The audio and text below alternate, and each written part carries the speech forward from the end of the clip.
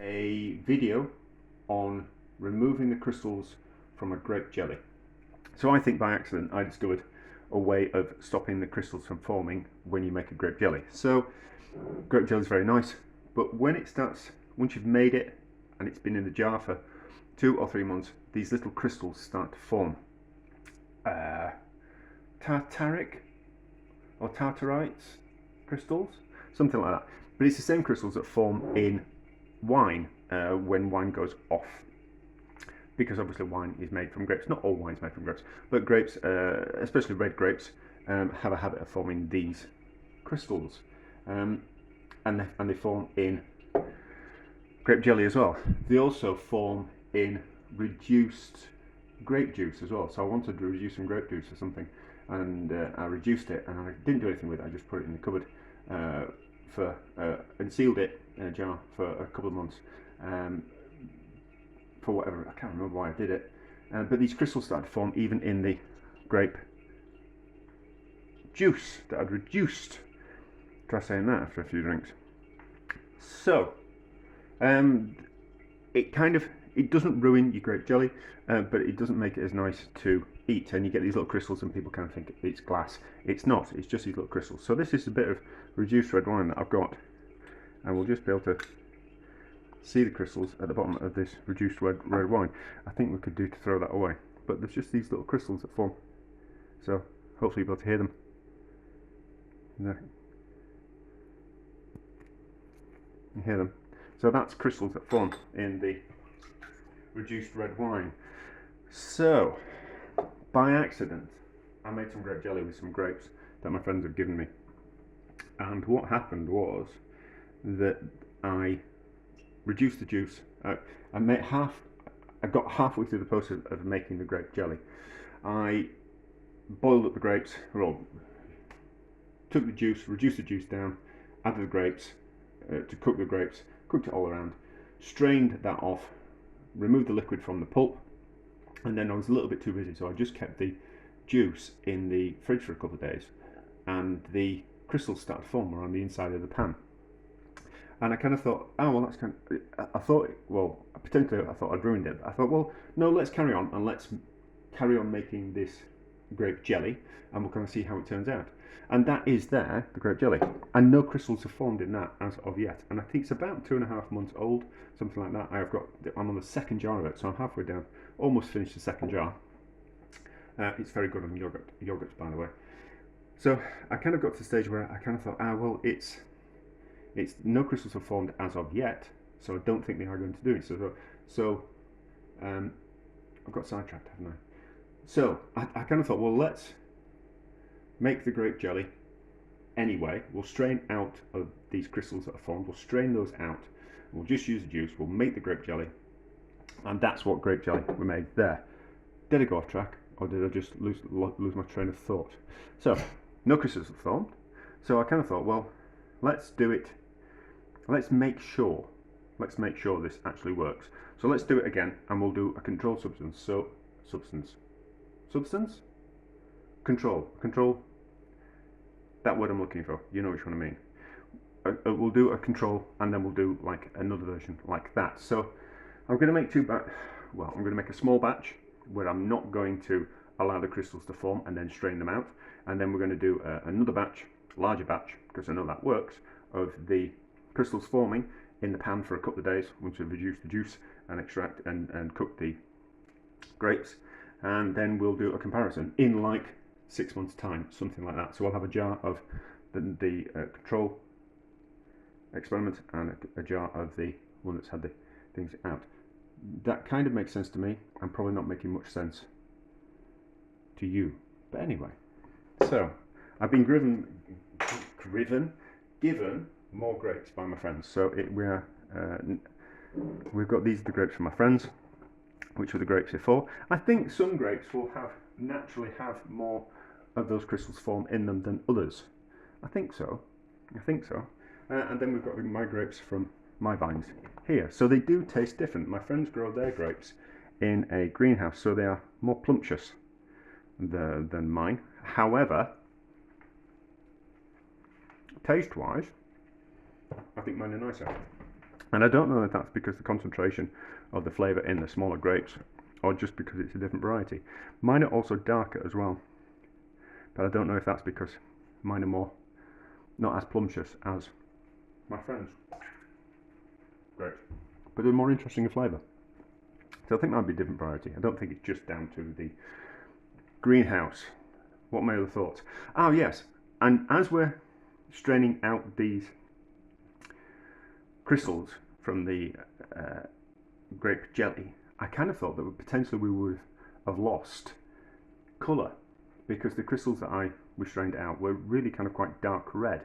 So potentially we will lose a red colour in the grape jelly, but that's not a bad colour for grape jelly.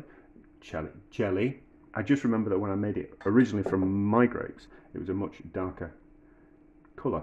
But anyway, so we have got 4 litres of juice, because they've been frozen, of the grapes. I pulled them off the vine a few weeks back, and I've frozen them. A lot of juice has come out of them. So this is the juice of the 2 batches of grapes. We've got 4 litres of juice, and then we've got 5 kilos worth of grapes.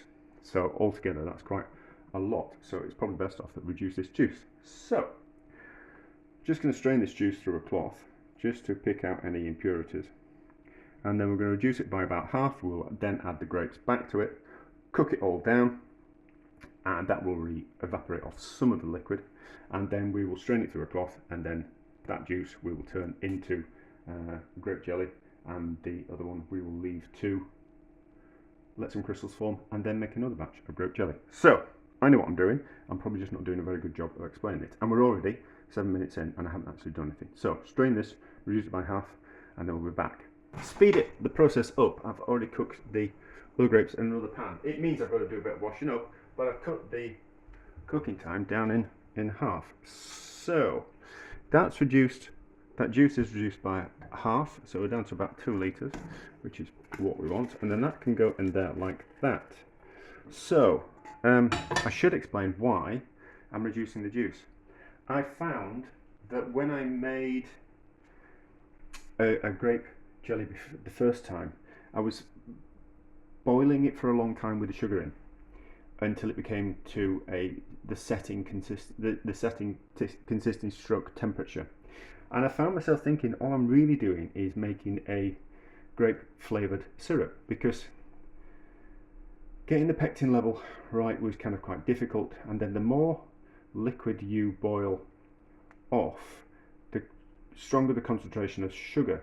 So essentially what you're doing is turning it into a heavy syrup.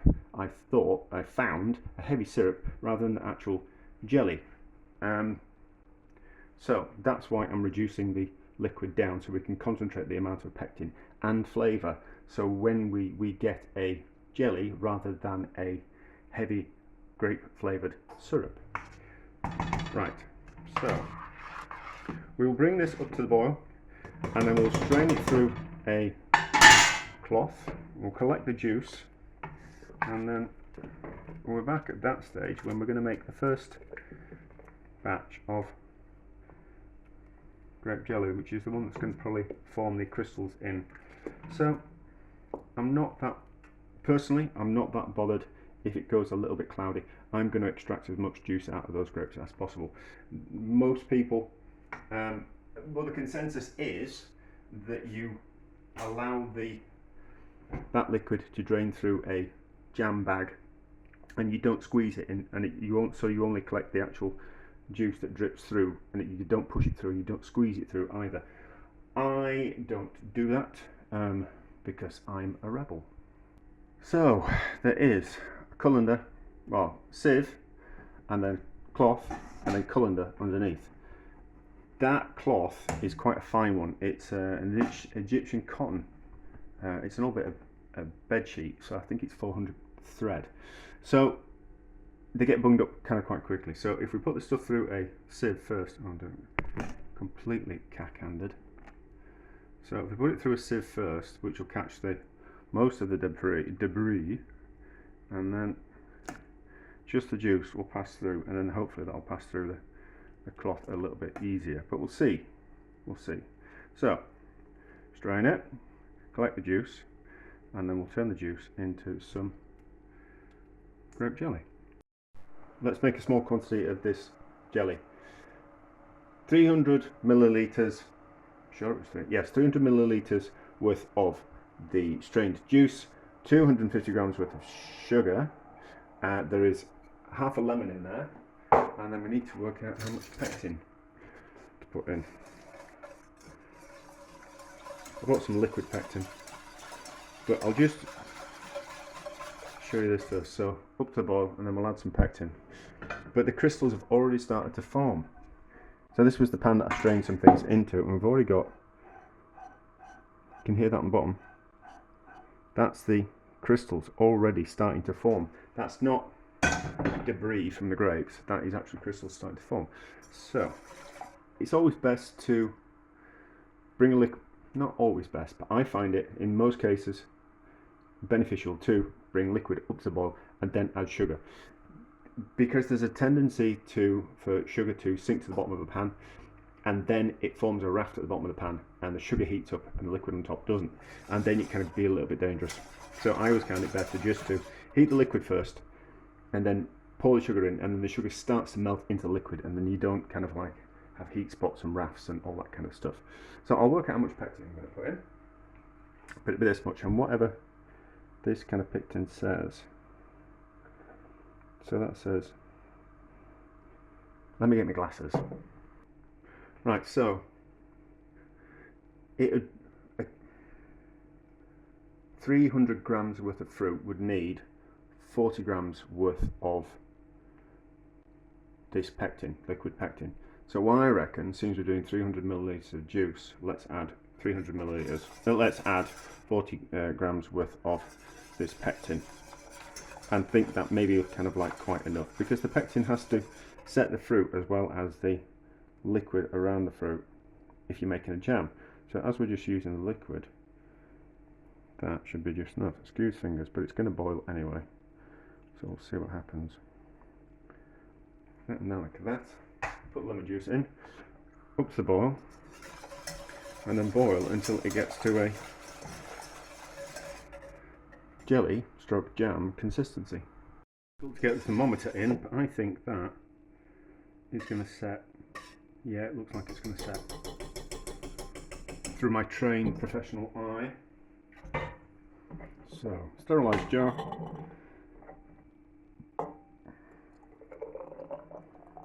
Oop, we are careful, we'll just have enough for this one jar.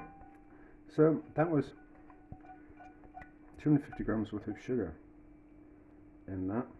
So if you imagine that if you were just to melt that sugar, oh yeah, that's definitely in a gel, is that? Just that amount of sugar in there would set it like a heavy syrup anyway. So you can see there that it's gone jammy. There, go. I'm not going to remove the froth off the top, I can't be bothered. Right. Hot water which has sterilised the jar in. It's got the lid in, and that can just go in there and just loosen that. So, lid on. Give it a wipe. Make sure the lid's tight. So, I'll do, no, we'll be back in a couple of days to have a look at these crystals formed in this grape juice. And then you don't need to see me turning that into a jelly, because we've already made that into a jelly. And then we're back in another 6 months or so to see if we've got some crystals formed and all that. If we can see all these crystals that have formed, so we'll just pour it through a sieve to catch the larger crystals, and then I'm just going to put it through a cloth just to strain out any crystals that are loose, but it looks like they're formed around the outside and on the bottom, so it's not sediment, it's definitely crystals. Oh, there's loads and loads and loads and loads and loads and loads. The danger if you leave it for too long is that it would start to taint the juice, but So as you can see, let's get a spoon. Look, so you'll be able to hear. Look at that. Well, that there is all crystals that have formed, or starting to form. It feels grainy to the touch, and it shouldn't be that grainy because it should have just passed through the sieve relatively easily. So just bang that through the sieve a little bit, and then we should have collected some of the bottom of this. My feeling is that any crystals that we get out now is crystals that aren't going to form in the future. So it just looks like sludge, but it's actually those crystals that have formed. So there's quite a lot in there. But that will just stop the crystals from forming in the grape jelly. Now, where did I put that grape jelly?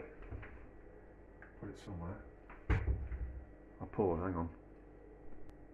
Right, so I'm not going to open this, but it looks like it's set pretty well. I'm holding it upside down and it hasn't moved that much. My only thoughts with that is that will the crystals form in such a thicker jelly than usual, because my normal jelly is not that thick. So I do wonder if the crystals will actually form in a thicker jelly. But we'll find out in 6 months, won't we? So I will now let this drip through overnight, and then tomorrow I will make the grape jelly, and hopefully it will be crystal free. You don't need to see me making it. The next bit will be 6 months from now when I'm comparing the jellies. Right, so update on this. It's taken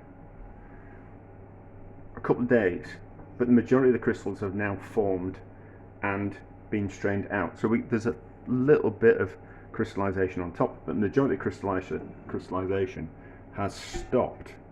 So there's a little bit in there, but that's kind of to be expected. So I think the crystallization is like a bit of a finite process. So now I will make the grape jelly. So, oh, I did have another thought as well. So that's 2 litres.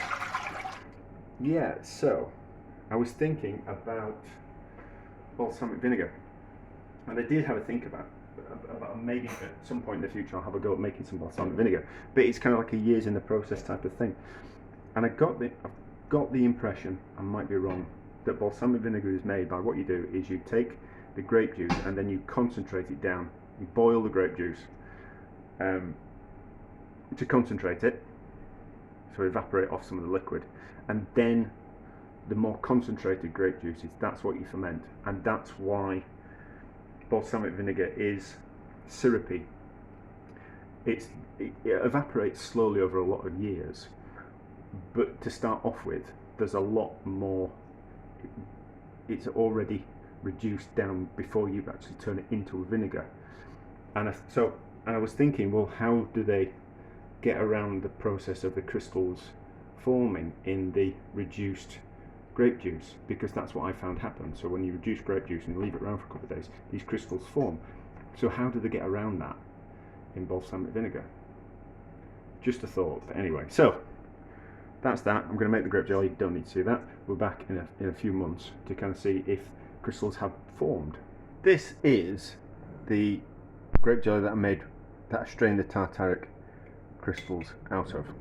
It's set particularly well as this. That's set particularly well, and it's rather quite nice as well. This is the one that I didn't strain the Tartaric crystals out of. I hope I said that right. I think I've reduced that a little bit too much, and it's a little bit too set. So I want to have a look at it. And I want to kind of see that maybe we should let it down a little bit, I think. So let's open it, and let's just have a... Oh no, that's not so bad. But it is... Oh no, that's really set as that. That's gone really set. So I think that's a little bit too set, in all honesty.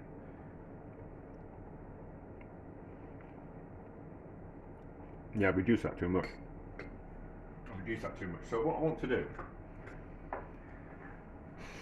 is I want to melt that, add some water to it, and then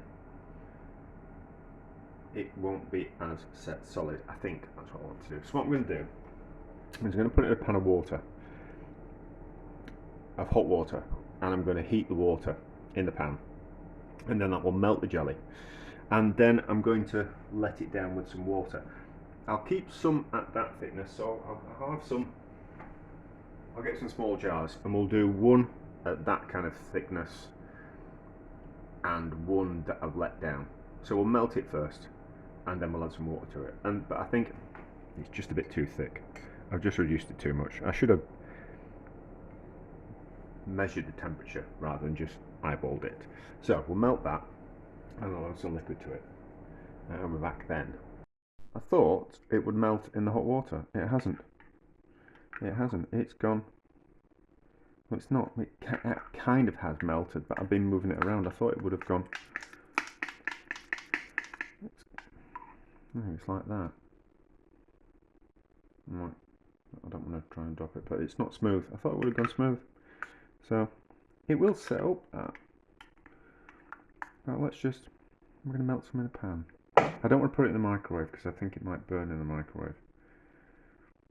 But we might need to get it up to a hotter than boiling to get it melted properly. Maybe that's how it works. Let's put it in the pan. I'll gently heat it, and then we'll see how we go. Alright, so it's become smoother, but not really smooth. So let's pour it into that jar. That's the one that's at the. Well, it's going to be even thicker now because I've evaporated some water off. So let's leave that one as that. Lid on there, sterilised. And then this one we'll just water down just a slight little bit. Some water in the kettle. I have got some water in the kettle. Better off with boiling water, won't it? So just some. I suppose we can class this as an experiment to see if we overcook some jam and make it too thick. If we can water it down. You see, it's a smoother consistency now we've added the water. There will be a reason for that. But I always think jellies want to be just set, really, rather than the jam that I think wants to be kind of quite thick. That's better. Could do with a bit of lemon juice in it actually, but let's just pour that little bit in that one and give that a mix around. It's not going to make much difference to the consistency of it. But I hadn't noticed that the crystals hadn't formed yet, so clean spoon just in there just to sterilise.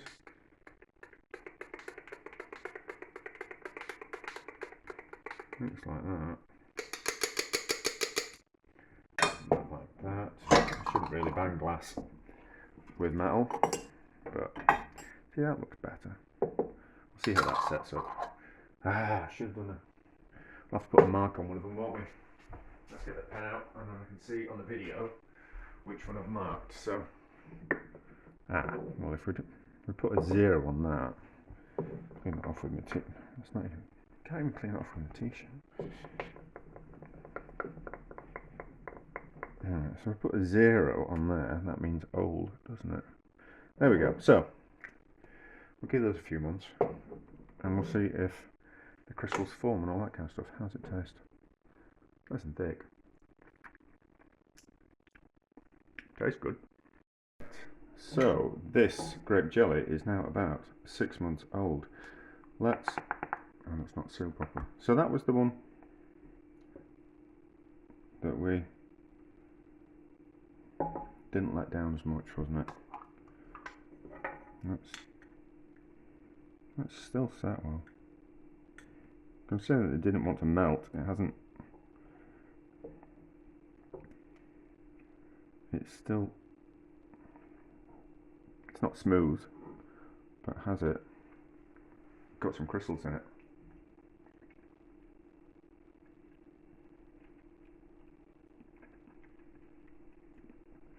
Surprisingly not. Surprisingly not, but that's really thick, is that? That's interesting. So how's this other one? This other one we let down a little bit, wasn't it?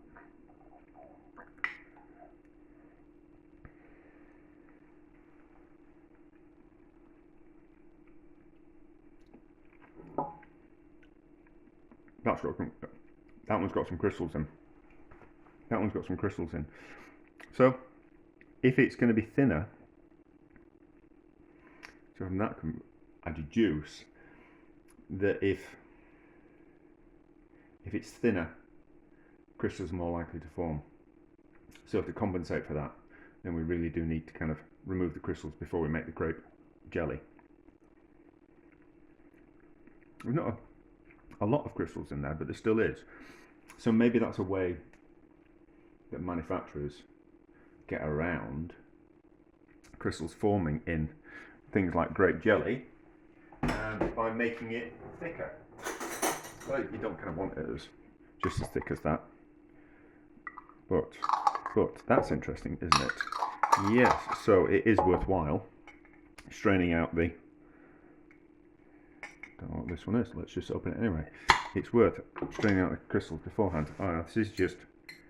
Oh, this is just one that was. I had too much for a big jar, so we put it into a smaller jar. So that's a better consistency.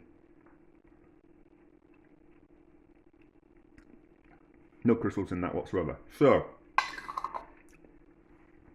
it is a bit of a faff removing the crystals, but we get a nicer grape jelly, and we don't have to get it as thick as that, which is way too thick. That's way too thick, is that, for a grape jelly that I want. It just wouldn't. It's really powerful in flavour, but it's not just as refined as that one. So, question answered. We'll have to remove the crystals in future if we want a nice grape jelly without crystals in. But there we go. A success. And if not a extremely long, tedious video, probably for most people, but maybe videos for other people.